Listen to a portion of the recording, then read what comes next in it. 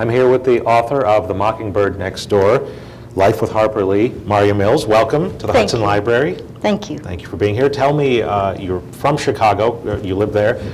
Coming here to Hudson, what is it like coming to another slice of the Midwest that's so much different than Chicago? It's the first time for me, and it's been wonderful.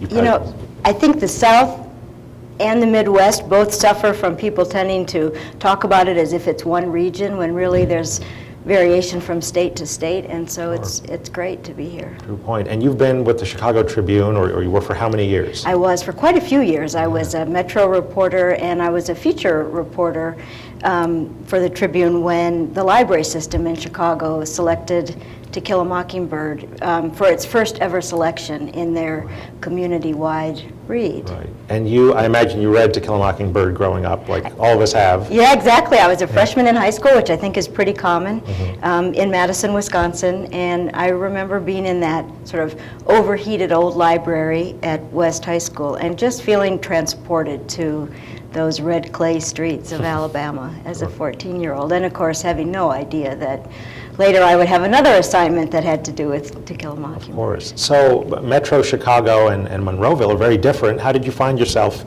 down south all of a sudden? Oh, it was always striking, the contrast between the two. I was sitting at my desk, sitting in my cubicle at the Tribune on Michigan Avenue in downtown Chicago in 2001, which is when that selection was made, and my editor came over and said, "Want to take a trip?" And probably the smart answer would have been, "Where to?" But I said, "Sure." And then I asked, "Where to?" And when he said Monroeville, Alabama, he got a quizzical look from me, but explained that was Harper Lee's hometown. And so I went there with the idea that probably we would write a story about the hometown that produced her and this beautiful novel. We knew that she was quite private, as was her sister, Alice Lee. And so I wrote them that I would be coming, but didn't expect to meet them. Still thought, for readers of the Tribune, it would be interesting to talk to people around town. And there's tourism in that town still related to Kill a Mockingbird, and give people a sense of that. Well, when he said that that's this, you must have said you might as well send me to Mars. I did have to look on the map to see exactly where Monroeville was. Sure, and it seems so unlikely that you would actually find her. You wrote to her, and you said you expected no answer. When you finally got in touch with them, how did that feel? You must have been completely blown away that this happened. I was really surprised. I had written Alice Finchley, who died just in November at age 103. Practiced law until she was about 100, and served as something of a gatekeeper for her sister, Nell Harper Lee, as she's known in her hometown. And so I wrote her that I would be coming and why, and knocked on the door near the end of my visit to Monroeville. Shyly and half hoping that no one would answer and I could tell my editor that I had tried and go home and write my story, but this wisp of a woman, that was Alice, answered the door and invited me in, and that was the first of many really marvelous conversations about their life, about what it's meant to have this book be so popular for so long, and their experience with it. Well, if someone hadn't answered the door as you were praying at that moment, what would the story have been? What did you uncover about the town and its feelings towards its famous resident? Well, partly just the idea that all those years later, the impact of the book was certainly still felt, both by people who knew the Lee family and had personal recollections, but then also because of the tourism that went through town. They got people from all over the country and internationally as well, most of whom would go to the old courthouse that is familiar to people who've seen the movie because it was replicated in Hollywood for the movie, and people will go to that old courtroom that's familiar and drop the gavel on the judge's stand and see the balcony where that's described in the book, or one like it, and I think people just want to get a glimpse of this place that seems so real to so many readers of the book. Is there a special tree in town everyone looks for, or anything like that? Somebody told me they were looking for a Chinaberry tree that they didn't find. The home where Nell Harper Lee and her three siblings lived no longer stands. There's now something called Mel's Dairy Dream. Drive Up is standing on that spot, and so a lot of people who would like to see that home aren't able to. And of course, the place where Truman Capote unimaginably enough, lived as a child, part of the time is right next door, and that no longer is there either. There's a marker. I think for a lot of people, they're trying to glimpse that Alabama of the 1930s that really doesn't exist for the most part anymore. There are glimpses of the kinds of houses that she describes and an old general store in a small town, but for the most part, that isn't there anymore. And even in the 1960s, when they were scouting a location, or late 50s for the movie, even then, the filmmakers decided that it just didn't resemble the Maycomb, the fictional Maycomb of the book, enough for them to be able to film on location, although Gregory Peck did visit the town and caused quite a stir, which apparently their Nell and Alice's father, A.C. Lee, who served as the inspiration for the Atticus Finch character, was amused by the fuss in town about the arrival of this movie star. And one thing that was touching to me as I got to know Nell was the friendships that began with that movie and endured for a lifetime. Gregory Peck was a good friend until his death in 2003. Horton Foote, who won an Oscar for adapting the novel to the screen, who won an Oscar for that, remained a friend, and someone that I interviewed for the book. And those were friendships of many years. She used to refer to Horton Foote as one of the last real gentlemen. In a town so rich with two amazing authors, is there a third there? Did you uncover a third hidden talent while you were down there? This young person who's an amazing author or something? You never know. You never know. It'd be wonderful to see what might come out of that heritage. I think the storytelling tradition really has been so strong there always.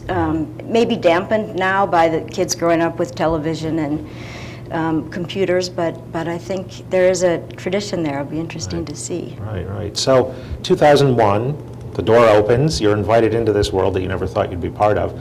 Talk to me about it. Talk to me about what is her daily routine like? Well, I was surprised by how simply they lived. And when I met them in 2001 on assignment for the story, I was, of course, just visiting briefly, and it was about 3 years later, when I'd made other visits at their invitation, that I rented the house next door to theirs with their blessing, beginning in the fall of 2004. And that was when I really got a chance to kind of see what day-to-day life looked like. And they had a lot of routines. They would feed the ducks and geese. Oftentimes, Nell would pick her sister Alice up from the law office and go by and feed the ducks and geese. And they had a couple of restaurants in town, David's Catfish House, that were favorite spots. Both were voracious readers, as would come as no surprise to anyone. And for me, those were some of the magical moments with them, were just kind of reading in that companionable silence. They lived in quite a simple red brick house on a quiet street.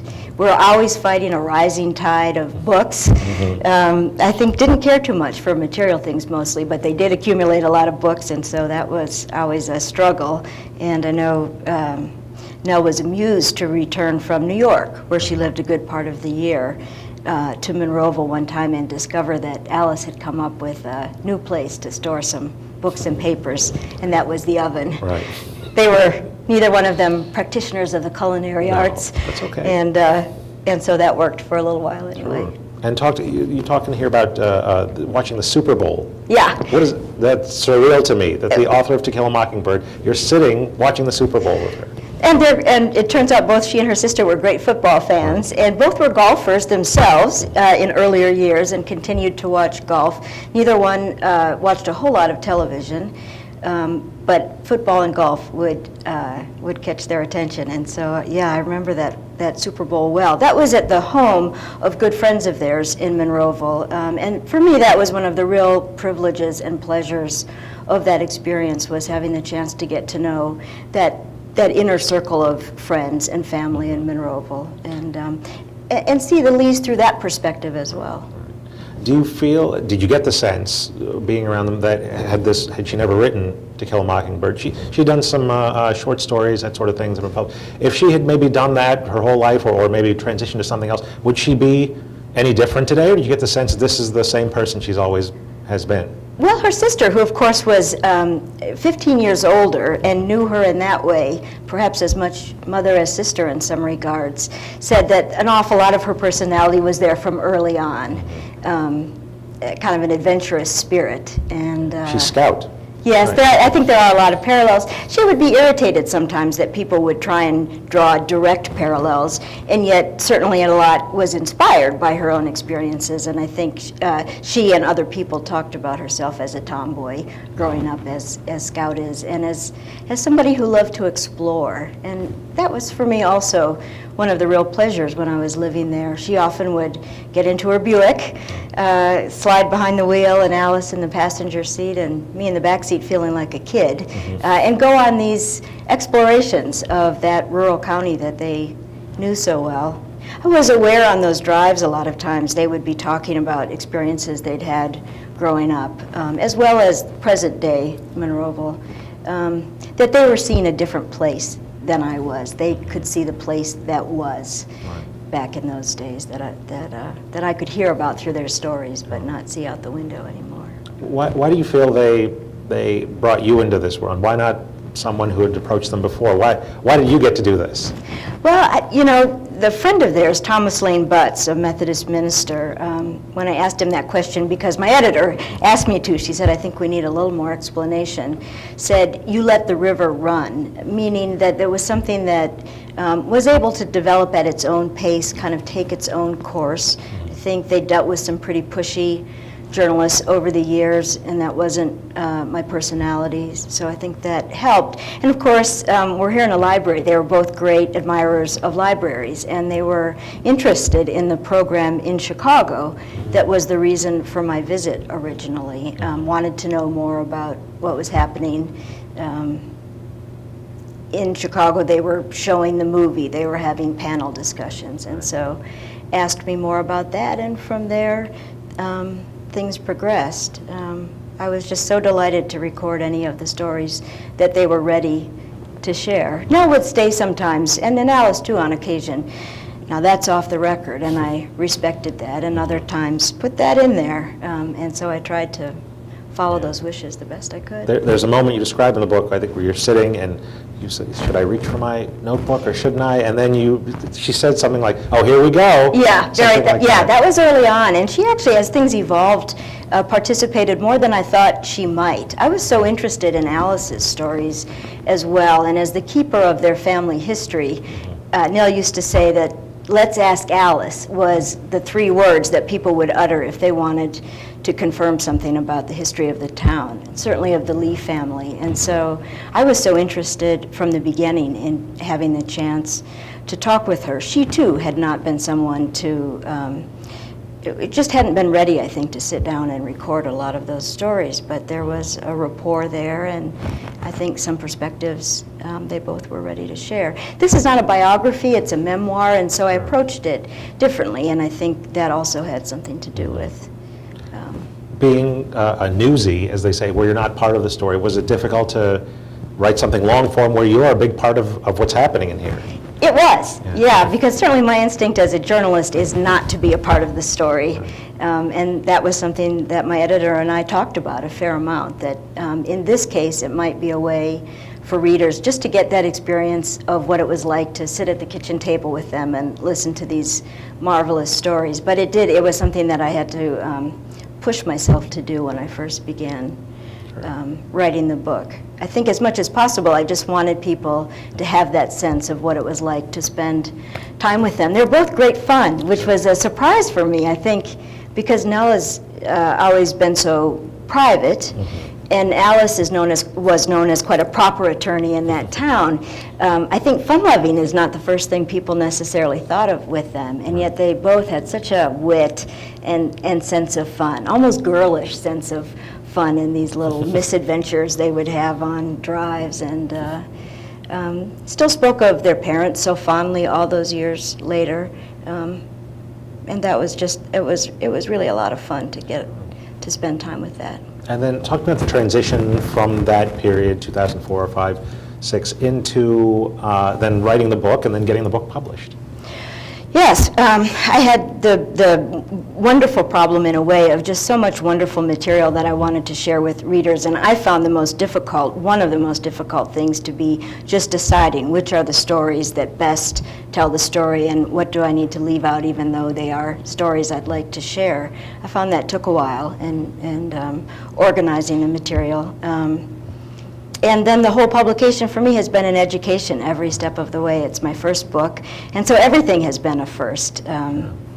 First experience talking to people about a book, first experience going on a book tour, even just learning the lingo of publishing, which I still am. I thought because I had a newspaper background that those two worlds maybe had more in common than I think they do. True. Which is fun. I love it when there's a big learning curve and get to learn about another world. Of course. And now, of course, you mentioned Alice passed away, and now and you describe in the book how, or maybe it was the article, the way that Alice says her sister's name, the pronunciation. Yes. It's not Nell Harper, like we would say up here in the North, or Harper Lee. How is That's right. it? But nor is it Nail Harper, which was how I had tried phonetically to reproduce it for readers in the book, which was also not correct. And as Nell said to me when she was reading that newspaper article after it was published, you dropped her 2 social classes with 1 syllable, which is kind of classic Nell Harper. Of course. But said gently, a little Nail Harper. She always referred to her with her middle name as well. I think it's fitting for somebody who has had kind of a public persona, or mystique anyway, and then her private life, that she's known as Harper Lee to readers, to Nell Harper to her sister. She's Nell to a lot of her friends in Monroeville. Somehow that seems fitting. And you don't have much contact. She's not doing well. Seems like she's 88 now, and she had a serious stroke in 2007, unfortunately, and it's been difficult. Alice actually remained sharp and practicing law, as I said, until about age 100, and was able to continue to live at home with a helper who would stay overnight until that age. But unfortunately for Nell Harper, that stroke, she was not able to live at home after that. And during the process of getting the book published, there was a few times where they didn't seem to remember that the book was coming, or they were like, what's going on here? And how did you reach out to them? Did this have to go through agents, or how did that work? Well, when news went out of the acquisition of the book by the Penguin Press, a statement attributed to Nell was released, disavowing the book, essentially. And I asked Alice Lee about that. They both had been so helpful and encouraging, and Alice released a statement saying that that had gone out without her knowledge, and that it didn't reflect her feelings or those of her sister. And later had written as well about memory being an issue, that she said that Nell would sign anything put in front of her by someone in whom she had confidence, couldn't see or hear very well, and that when Alice asked her about it, she didn't have a memory of that. So that's been difficult in recent years. Was there anything, not the material that was off the record, but was there anything that they said that was on the record that you didn't include, that in retrospect, oh wait, I forgot about that, I wish I had added that or something? Oh, I think there always are. There's not one thing that springs to mind. But so often, they just were such marvelous storytellers and grew up in that tradition. And so a lot of times something will remind me of a story they told me that didn't make it in for one reason or another. But I did try to select the ones, I think, that just give people a sense of their personalities, of what their experience was with this really unusual experience of having a book that was so popular right from the start, and that enduring interest, which I think can be both blessing and burden, especially to a private person. I can remember Nell saying early on, 40 years of this gets to be a bit much, and that, she was still touched by the effect that book has on generations now of readers, and yet it also could be just too much sometimes to have people coming by. Still, a lot of people would send books they wanted to have signed, and I think that was difficult and had been for years. I can can imagine. Well, is there a particular passage maybe you'd like to share with the audience? Well, let me see what I can find. Later in the book, towards the end, and also in my experience of living in Monroeville. And this is a passage that takes place when we went to see an early copy of the movie Capote, which was about to come out, and in which Catherine Keener played a young Nell Harper when she went to Kansas with Truman Capote, played by Philip Seymour Hoffman, to do research for what became In Cold Blood, his nonfiction account of farmhouse murders in Kansas. And we were in a home of a friend, Catherine Dawkins, another modest red brick house in Monroeville, watching the tape. Nell's hearing was already a problem then, and so I ended up pausing the VCR regularly to repeat to her some of the dialogue, and this passage has to do with that. I'll read just about 4 or 5 paragraphs. Just a sentence into the first dialogue, Nell was leaning forward and frowning. "What was that?" she said. I pulled my chair up near hers, remote in hand. "Tell me when the volume is right," I said, and moved it up and up and up. I rewound the tape and started it again. Nell put her hand to her ear when the dialogue began again and shook her head. She wasn't catching much. I paused the tape, faced her, and repeated the dialogue, enunciating the words loudly. We proceeded that way. After a scene of Nell and Truman, Catherine Keener and Philip Seymour Hoffman, on the train to Kansas, we see Nell behind the wheel of a yellow and white car, the Kansas wheat field stretching to the horizon. Nell glances at Truman, who is staring out the window at the rural scene. "Does this make you miss Alabama?" she asks. "Not even a little bit," he answers. "You lie," Nell shoots back. It is friendly banter between the two. "I don't lie," Truman insists. I paused the tape and resumed my loud enunciating, facing Nell. "You said to Truman, 'Does this make you miss Alabama?' And he said, 'Not even a little bit.' And then you said, 'You lie.' And he said, 'I don't lie.' If this felt odd to me, telling the Harper Lee in the room what the Harper Lee in the car said, I could only try to imagine how it was for her."